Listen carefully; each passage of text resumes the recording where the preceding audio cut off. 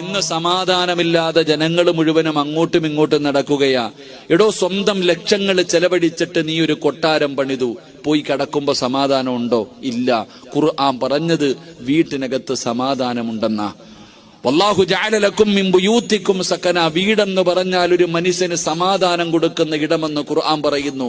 നീ കോടികൾ പണിതിട്ട് നിനക്ക് സമാധാനമില്ല. എടോ ഭാര്യ, എടോ ഏതൊരു മനുഷ്യനും തന്റെ സ്വാലിഹത്തായ ഭാര്യയുടെ മുഖത്ത് നോക്കിയ അവന് സമാധാനമുണ്ട്. നിനക്ക് അവളെ കെട്ടിയ അന്ന് മുതൽ സമാധാനം പോയി. അള്ളാഹു കാക്കുമാറാകട്ടെ. ഉറക്കപ്പറ, അള്ളാഹു കാക്കുമാറാകട്ടെ. ദുനിയാവിലെ ഭാര്യയെ സ്വർഗത്തിലും ഭാര്യയായിട്ട് കിട്ടണമെന്ന് ആഗ്രഹമുള്ള ഭർത്താക്കന്മാരൊക്കെ ഒന്ന് കൈപൊക്കിക്കേ.